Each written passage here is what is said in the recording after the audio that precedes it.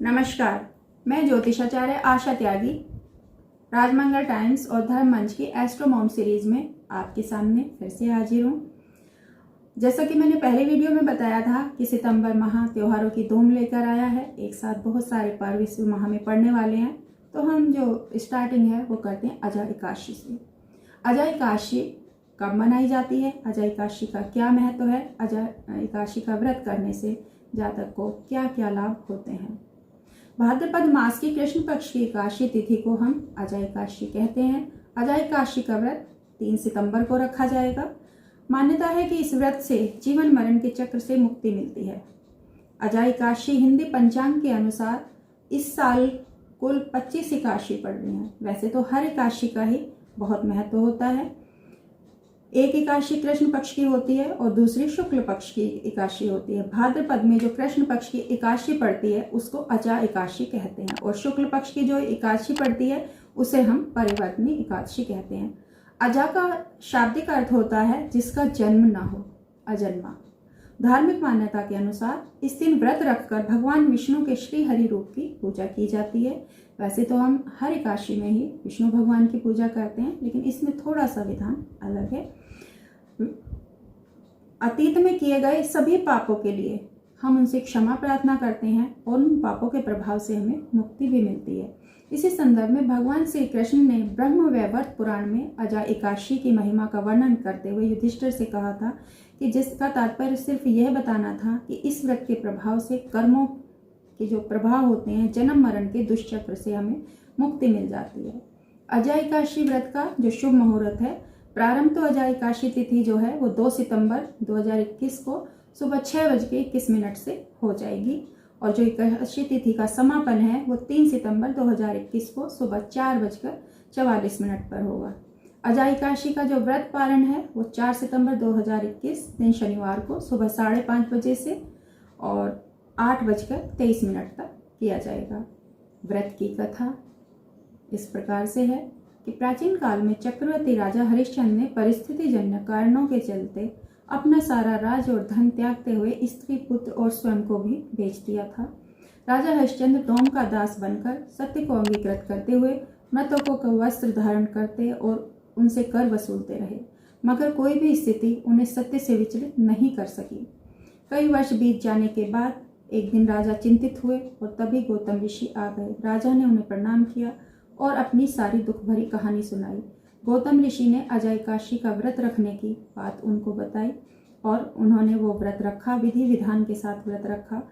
तो राजा के व्रत करने के बाद जिस तरीके से ऋषि देव ने उनको सारी विधि विधान बताई थी, उस व्रत के प्रभाव से राजा के समस्त पापों का नाश हुआ था और उनको उनका पुनः राज्य मिल गया था। अंत में वे अपने परिवार सहित स्वर्ग को चले गए थे, वरना तो पूरा जो उनका परिवार था इस तरीके से विचलित हो गया था कि उनकी पत्नी जो है वो कहीं और थी और पुत्र उनका कहीं और था और वो अलग काम कर रहे थे। और जब उनका पुत्र जो है, एक बार पुत्र की मृत्यु हो जाने पर उनकी पत्नी उस शमशान में अपने पुत्र को जो है अंतिम क्रिया के लिए लेकर आई, तो उनके पास देने के लिए कुछ भी नहीं था।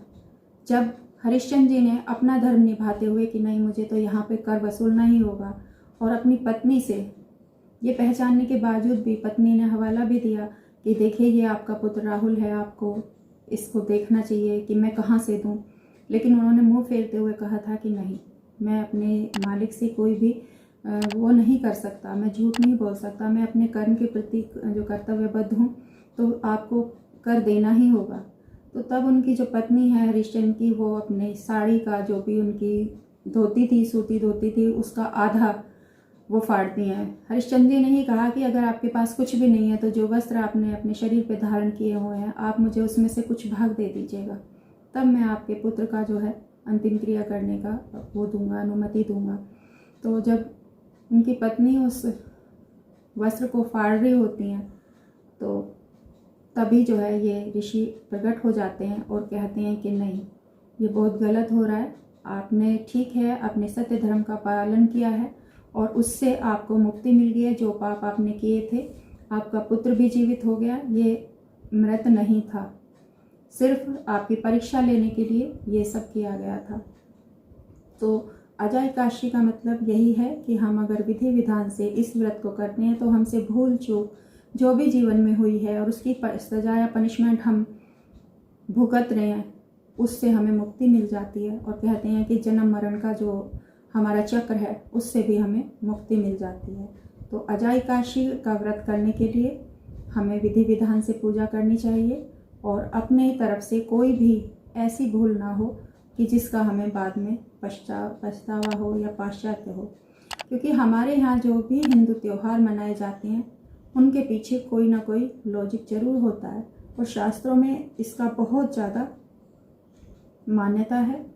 जो हमारे ग्रह नक्षत्र होते हैं उनकी दिशा और दशा पर ही तिथि वार और त्यौहार मनाए जाते हैं। इस दिन जो भी शुभ योग और मुहूर्त का विवरण होता है पंचांग उसी के आधार पर पंचांग में देखकर तिथियां निकाली जाती हैं। तो उस दिन का एक अलग ही महत्व है कि जितना हम अपनी तरफ से सत्य संयम और साधना का पालन करते हैं उतना ही हमारे पापों की बेड़ियां बहुत जल्दी कट जाती हैं।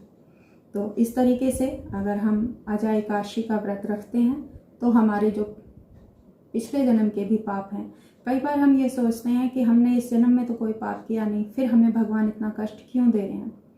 तो आप अगर थोड़ा बहुत भी शास्त्रों को पढ़ते हैं या जानते हैं तो उससे हमें कहीं ना कहीं इस चीज़ का भान होता है कि ज़रूरी नहीं है कि हमें कोई कर्म इसी जन्म में किया हो, कोई कर्म हमारा पिछले जन्म का भी हो सकता है। कई बार क्या होता है कि हमारे हिस्से में जो प्रॉपर्टी जो सुख साधन आई है जिसे पितृ दोष बोलते हैं, पितरों के कारण भी कोई ना कोई इस तरीके का दोष जरूर हमें लग जाता है। और जब हम पितरों का एक पितृ ऋण होता है, जब हम पितरों का सामान बरतेंगे तो हम पितरों का ऋण भी जो है उसके भी चुकता करने के अधिकारी बन जाते हैं और उसके कारण हमारे जीवन में बहुत सारे कष्ट आने लगते हैं। तो अगर हम थोड़ा थोड़ा सा संयमित जीवन जीते हुए उस पितृ ऋण को चुकता करते हुए या फिर हमसे ही कोई गलती हुई है उसकी क्षमा प्रार्थना करते हुए जीवन व्यतीत करें तो शायद ये जो मुश्किलें हैं ये थोड़ी सी आसान हो जाएंगी। तो अजय एकादशी का व्रत करें और अपने पापों से मुक्ति पाने के लिए इसका विधि विधान से पालन करें। नमस्कार, धन्यवाद।